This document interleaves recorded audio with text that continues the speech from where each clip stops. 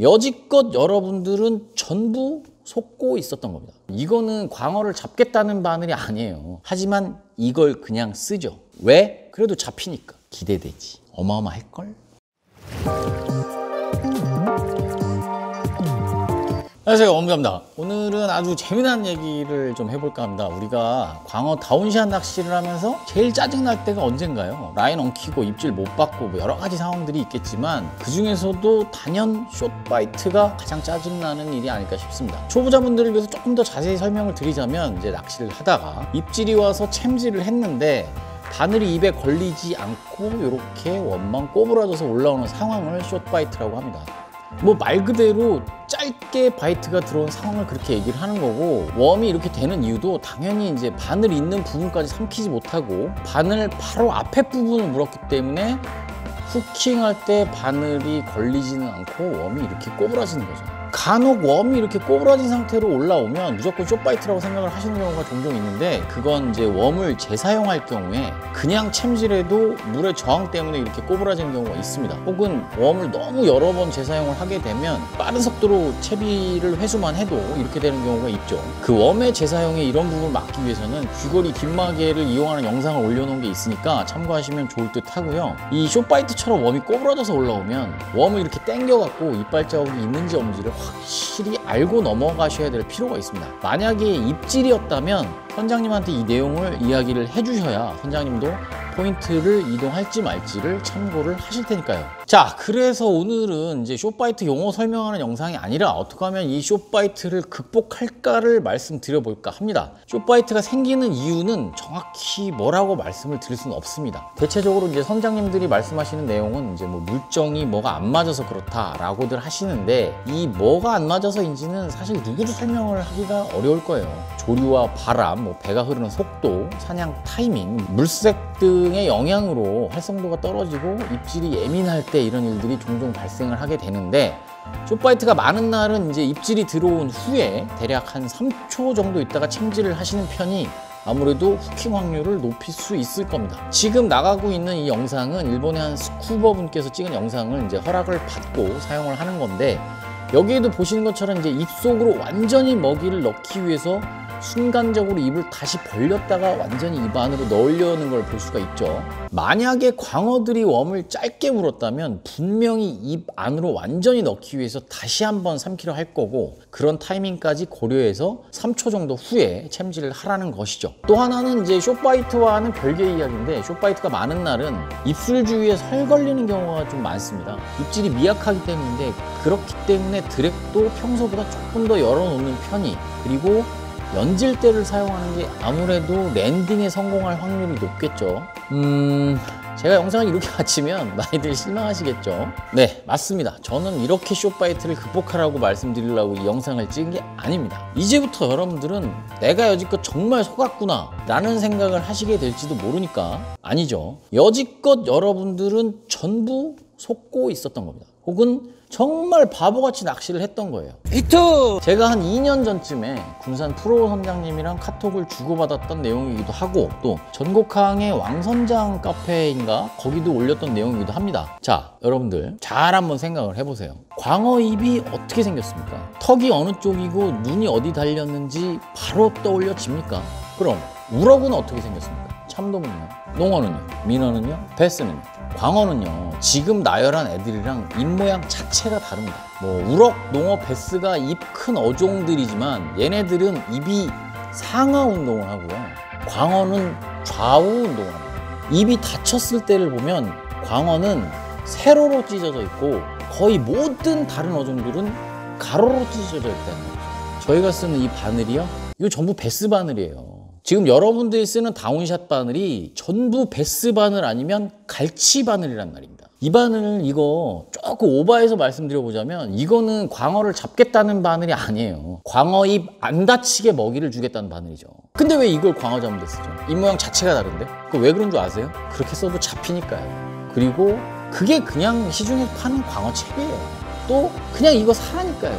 초보분들은 이걸 왜 써야 되는지, 맡기는 한 건지에 대한 생각 자체가 없어요. 왜? 그냥 사라니까. 낚시방에서 광어채비라고 해서 파는 채비에 이 바늘이 있으니까요. 아마 중수 고수분들 중에는 이런 생각 한 번쯤 해보신 분들이 있을 거예요. 하지만 이걸 그냥 쓰죠. 왜? 그래도 잡히니까. 제 영상 중에서 광어가 먹이 사냥을 하는 수중 영상을 보면 입이 새색시 마냥 이렇게 입질하지 않아요. 먹이 사냥할 때는 가로 세로가 다 벌어지면서 먹이 활동을 하죠. 사실은 그래서 가능했던 거예요. 네, 활성도가 좋은 날은 이런 바늘로도 다 잡히죠. 다운샷 많이 해보신 분들은 아실 거예요. 바늘이 광어 눈깔로 튀어나오거나 눈 근처로 나온 모습을요. 저는 1년에 그런 광어들 정말 수도 없이 봅니다. 문제는 뭐라고요? 활성도가 약한 날, 숏바이트가 많이 나는 날이죠. 자, 광어가 여기 그림에서 볼 때 3cm 정도만 짧게 물었다면 숏바이트가 났을까요? 안 났을까요? 그럼 무조건 숏바이트라고 봐야죠. 그럼 여기서 다시 한번 생각을 해볼까요? 3cm를 덜 물었는데 바늘이 좌측이나 우측으로 돌아가 있었다면 숏바이트가 났을까요? 안 났을까요? 네, 숏바이트가 안 났겠죠. 저는 예전부터 바늘 이렇게 꺾어보려고 이렇게 벤치로 자꾸 휘어봤거든요. 근데 이게 열처리를 해놔갖고 부러지더라고요. 그래서 이 부분에 불을 대갖고 멀겋게 달아오르게 한 다음에 바늘을 꺾어봤습니다. 그러니까 꺾어지더라고요. 근데 그건 대광어 때 못 쓰겠더라고요. 왜냐면 신진도에서는 일반 바늘도 몇 번 부러졌던 얘기가 있거든요. 이거 괜히 열처리해 놓은 거 제가 한 번 더 불을 대갖고 휘었다가 대물이 걸리기라도 했는데 이 부분이 부러지기라도 하면 어떡합니까? 그래서 사실 대광어 시즌에는 안 썼습니다. 근데 일반 광어 낚시에서는 제가 수차례 써봤고 주위 지인들을 통해서도 정확히 후킹이 잘 되는 것을 확인을 했었죠. 그런데 말입니다. 이런 이야기를 제가 바늘 회사에다 수차례나 얘기를 했었죠. 이렇게 된 바늘을 만들어줄 수는 없냐고. 결과는요, 귀등으로도 안 들어요. 이게 우리나라 바늘업체의 현실입니다. 어느 바늘회사 사장님은 만나 뵙고 좀 드릴 말씀이 있다, 이런 이야기를 자세히 드리기 위해서 좀 만나 뵙고 드릴 말씀이 있다 그랬더니 뭐 만나봐야 뭐 뻔한 얘기 할 것 같은데 그냥 문자로 그림으로 그려 보내쇼 이러더라고요. 아, 진짜 너무 실망했고요. 그 다음 업체는 일단 10만 개가 최소 수량으로 주문을 해야 된다고 그러더라고요. 그런데 금융 비용도 제가 부담을 해야 한다고 하더라고요. 이게 말이 10만 개지 일반 개인이 10만 개를 만들기가 어디 쉽습니까? 저도 인터넷으로 무언가를 팔고 있는 개인 사업자이긴 하지만 이런 작은 업체가 바늘 10만 개를 생산하는 것도 쉬운 일이 아닙니다.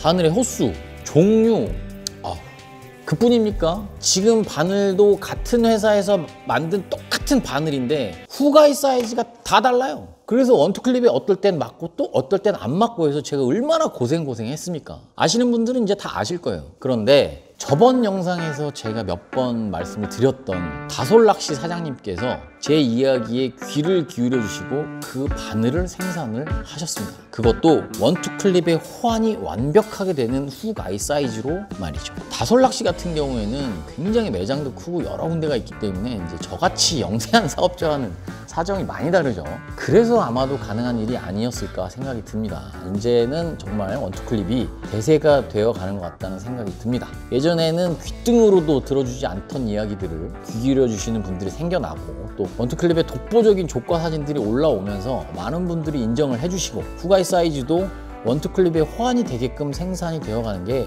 진짜 정말 많이 뿌듯합니다. 자, 이 바늘입니다. 여러분들 보시면 아시겠지만 후가이가 90도 돌아가 있죠. 이건 사실 피훅이라고 해서 기존에 나와 있던 바늘의 후가이만 원투클립에 맞춘 겁니다. 그럼 웜을 어떻게 끼워야 될까요?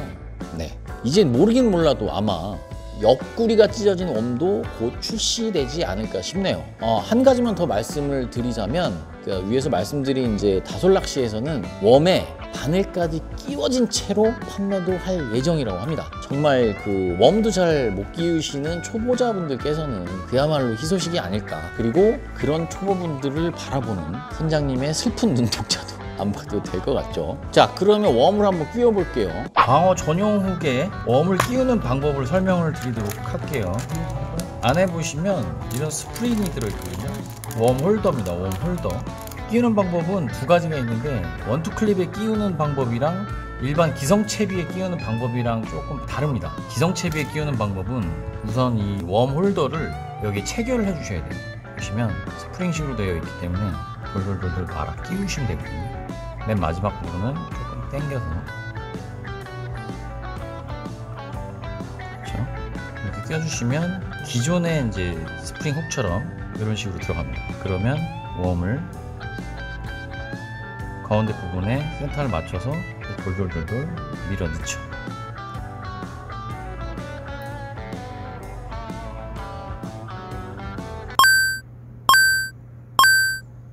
스프링을 적당한 위치까지 삽입을 하신 다음에 바늘이 튀어나올 부분 손톱으로 체크해 주시고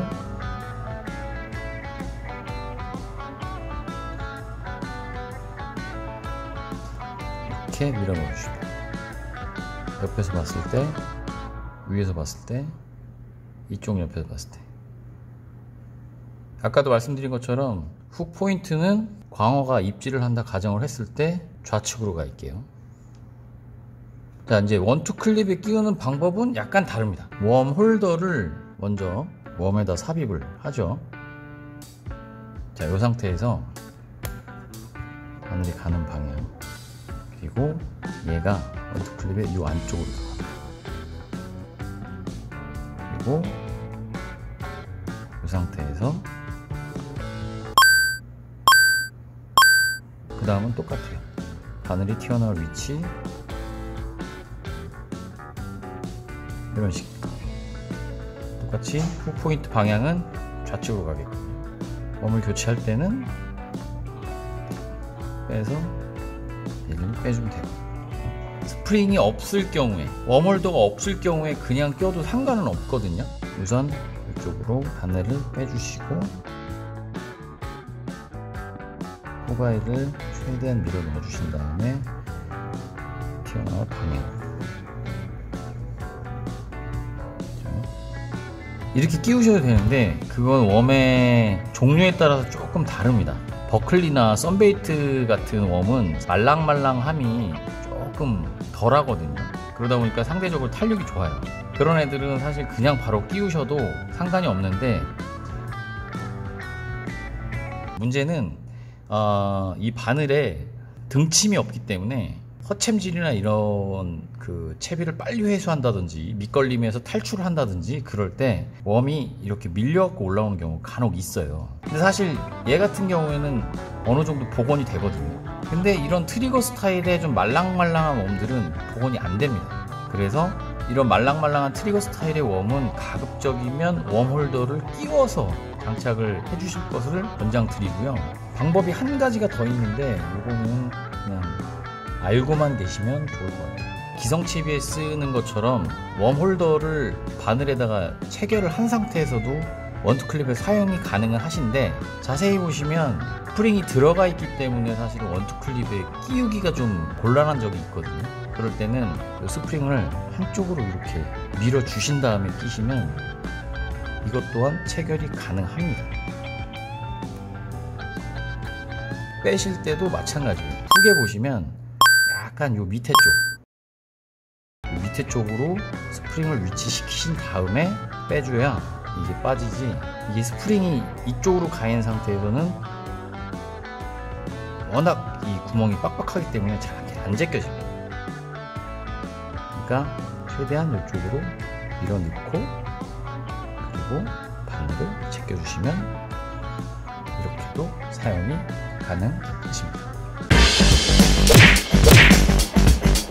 이 바늘을 끼우실 때 주의하실 점은 훅 포인트의 방향입니다. 광어를 정면으로 놓고 보면 우측이 아래턱이고 좌측이 위턱 부분이죠. 숏바이트 면에서는 아래턱 부분 쪽으로 가 있는 게 유리할 거예요. 왜냐면 약간 아래턱이 더 튀어나와 있거든요. 근데 아래턱 쪽에는 얇은 막이 있어서 그 부분에 후킹이 돼버리면 랜딩 도중 100% 찢어질 겁니다. 그러면 올라오다가 이제 바늘털이라도 할 때 그 부분으로 빠질 확률이 높겠죠. 그렇기 때문에 훅 포인트는 위턱 쪽으로 향하는 게 맞을 겁니다. 이 바늘의 가장 큰 장점은 숏바이트를 현저하게 줄일 수 있다는 점이겠지만 단점 또한 있습니다. 그건 바닥 지형이 험한 곳을 지날 때 훅 포인트가 위쪽으로 가 있는 바늘은 봉돌의 걸림만 주의하면 되겠지만 훅 포인트가 옆으로 가 있는 상황에서는 수중여나 암초 같은 데 걸릴 확률이 매우 높겠죠. 채비 날려먹고 바닥도 못 찍는 것보단 숏바이트가 나더라도 입질을 받는 편이 유리할 테니까요. 이 바늘은 아까도 말씀드린 것처럼 원투 클립에 딱 맞게 후가이가 만들어졌습니다. 그러니까 이제 바닥 지형에 따라서 까끌까끌한 글밭이나 바닥이 그렇게 험하지 않은 곳에서는 광어 전용 훅이 아무래도 유리할 거고요. 험한 지형에서는 기존 바늘이 아무래도 유리할 것입니다. 원투 클립을 사용하시는 분들은 아마도 상황에 따라서 빠른 변화를 줄 수 있지 않을까 싶습니다. 이 대목에서 제가 한 말씀만 좀 드리고 갈게요. 최근에 원투 클립을 사용하지 못하게 하는 선사들이 있다고 들었습니다. 저번 영상에서도 말씀드린 것처럼 뜰채에 낀다거나 다른 분과 채비 엉킴 시에 제발 원투 클립을 사용하시는 분들이 좀 양보를 해주십사 간곡히 부탁을 드렸죠. 그리고 목줄에서 채비가 빠져버리는 현상이 좀 나오는데 그 부분 또한 뒤쪽으로 걸어주십사 그렇게 강조를 드렸습니다. 그건 저번 영상을 참조하시면 좋을 것 같고요. 낚시를 하다 보면 뒤로 걸어놨던 라인이 앞쪽으로 또 돌아 나오는 경우가 있기 때문에 채비를 내리시기 전에 한 번씩만 체크를 해주시면 이런 사고를 없앨 수 있지 않을까 싶습니다. 그리고 이번에 생산된 원투 클립은 라인이 들어가는 틈의 간격을 좀 좁혀놔서 아무래도 이전에 클립이 목줄에서 빠지는 현상을 현저하게 줄일 수 있을 거라고 생각이 됩니다. 이 원투 클립을 못 쓰게 하는 선사, 꼭 원투 클립만이 아니죠. 구슬 채비, 뭐 이런저런 채비들을 못 쓰게 하는 선사. 이거는 사실 제가 저번 영상에서도 말씀드렸던 것처럼 구슬 채비 쓴다고 배 위에서 쌍욕하는 선장님이 있었다고 말씀드렸죠. 뜰채에 좀 낀다고 또 뭐 구슬 채비 쓰다가 올라오다가 터졌다고 하고 손님한테 쌍욕하고 면박 주고 못 쓰게 하면 뭐가 달라집니까? 그분들은 그것만 사오셨잖아요. 그리고 그거 왜 그러는 줄 아세요, 여러분? 본인 배조항 안 나오게 되니까 그런 거예요. 그러면 올라오다 터진 당사자 마음은 어떨 것 같아요? 터트리고 싶어서 터트렸습니까? 아니, 당신네 배조항 엿먹이려고 일부러 터트렸겠냐고요? 뭐? 내가 다 아쉬워서 그런다고요? 현명한 소비를 하시는 여러분들 잘 한번 생각해 보세요. 무조건 쓰지 말라고 하는 게 맞습니까? 아니면 구슬 채비를 사용하시는 분들은 감겨있는 구슬이 날카로운 부분이 있는지 없는지 한 번 더 점검하시고 채비를 사용해 주세요 라고 하는 게 맞습니까? 아니죠. 구슬 채비 사용하시는 초보분들의 채비를 사무장님이 점검해 주시는 게 맞지요. 선비가 왜 10만 원입니까? 원투 클립을 다짜고짜 쓰지 말라고 하는 게 맞습니까? 아니면 채비를 내리시기 전에 한 번 더 점검하시고 혹은 사용 방법을 잘 숙지하시고 사용하시기 바랍니다 라고 하는 게 맞습니까? 하루에 한 번 입질을 받을까 말까 하는데 그런 게 대광어 낚시입니다. 올라오다 터지면 속상하실 테니까 점검 또 점검 부탁드릴게요 라고 안내를 해주시면 안 됩니까? 선택을 받기 위해서 노력해야 되는 사람들이 너 이거 쓸 거면 우리 배 타지 마. 지금 이러고 있는 거예요. 자, 예를 들어서 제가 눈 좀 침침하고 연세 좀 있으시고 낚시 초보자분들은 원투 클립 쓰지 마세요. 이러는 거랑 뭐가 다릅니까? 화무 11홍이라고 아십니까? 열을 붉은 꽃은 없다는 말이에요. 지금 손님 좀 넘쳐난다고 밴드 회원 좀 있고 조항 좀 올리는 유명한 선사라고 그러시는 것 같은데 현명한 소비자들에게 철저하게 외면당하고도 그런 말이 나올지 한번 두고 보겠습니다. 이건 사실 그런 배들뿐만이 아닙니다. 저희 밴드 협력선단도 마찬가지입니다. 제가 협력선단으로 정중히 부탁을 드렸던 배도 있고 협력선단으로 들어오고 싶다고 하신 선사도 있지만 저는 개인적으로 조항보다는 정말 즐거운 낚시를 하기 위해서 서로 예의를 좀 지킬 줄 알고 즐겁게 낚시를 하는 그런 선사가 되어주십사 정말 진심으로 머리 숙여 부탁드리겠습니다. 내가 진짜 부탁드립니다. 부탁드립니다. 아니 뭐 고기야 많이 잡을 때도 있고 적게 잡을 때도 있는 거 아니겠습니까? 그리고 또 이건 또 배들만의 문제도 아닙니다. 진짜 개똥 같은 매너를 갖고 계신 낚시인들 그런 분들은 낚시인이라고 부르기도 싫어요. 남들 다 봉돌 통일할 때 본인이 잘 몰라서 못 챙겨놓고 똥꼬집 뿌리면서 다른 채비 다 걸질 않나. 혼자 생미끼에 가짓줄 외수질을 하지 않나. 낚시를 좀 하시는 분이 그런 거라면 이해가 갑니다만 이거는 뭐 아무것도 없어요. 그냥 지 하고 싶은 대로 하는 거예요. 뭐 음주의 고성방가에 뭐 채비가 엉켰는데 남의 채비 다 잘라버리질 않나. 진짜 제발 내 생각만 하지 말고 남의 생각도 좀 해가면서 서로 조금씩만 양보해가면서 정말 낚시를 즐겨주셨으면 정말 감사하겠습니다. 정말 진심으로 부탁드리겠습니다. 부탁드립니다. 부탁드립니다. 얘기가 너무 산으로 갔습니다. 죄송합니다. 아까 얘기로 돌아가서요. 제가 좀 골 때리는 생각을 많이 하는 건 이제 다들 아시죠? 제가 이 바늘 가지고 또 요상한 짓을 한번 해봤는데요. 그것 또한 재밌습니다. 아, 이거 나가면 진짜 웜회사에서 또 저를 무지하게 싫어할 텐데 벌써부터 걱정이 앞섭니다. 살아있는 새우를 귀걸이 뒷마개랑 제가 손 찔려가면서 제작한 스프링을 써서 끼우는 방법인데요. 이 바늘에 살아있는 새우를 끼우는 방법에 대해서는 이제 다음 영상에서도 말씀드리겠지만, 가로 바늘을 새우 등 쪽에 살짝 걸어주고 귀걸이 뒷마개나 스프링으로 원투클립에 끼워주는 방식입니다. 당연히 세로 바늘이 아닌 가로 바늘이다 보니 이 새우에 끼워진 바늘이 가로축으로 새우 마디 하나를 잡고 있는 거거든요. 거기에다가 또 뇌 부분은 건드리지도 않고 끼우기 때문에 물속에서 오래 살아 있을 거고, 가짓줄처럼 뭐 자유롭게 튀지는 못해도 어느 정도 까딱까딱 거려주면서 대상어에게 훨씬 더 어필이 되지 않을까 예상해 봅니다. 이 바늘의 구매처는 하단에 링크를 통해서 올려놓을 예정이니까 참고가 되셨으면 좋겠습니다. 자, 오늘 영상 어떠셨습니까? 저도 살짝 흥분해서 좀 얘기가 잠깐 산으로 갔었지만 정말 서로 조금씩 양보해 가면서 즐겁고 안전한 낚시를 할 수 있기를 바라는 마음으로 드렸던 말씀이니까 좋게 봐주셨으면 감사하겠습니다. 세상에 없던 걸 만들기 위해서 항상 생각하고, 이게 과연 맞는 것일까를 늘 고민하고, 이거보다 더 좋은 방법은 없는 걸까를 연구하며, 어떻게 하면 여러분들께 잘 전달을 해드릴 수 있을까를 고민하는 저는 원부자였고요. 아주 작은 차이 하나가 여러분들의 조과를 변화시킬 수 있습니다. 오늘 영상이 도움이 되셨다면 구독, 좋아요와 오박내대 꼭 실천해 주시길 진심으로 부탁드리겠습니다. 감사합니다. 다음 영상 기대되지? 어마어마할걸?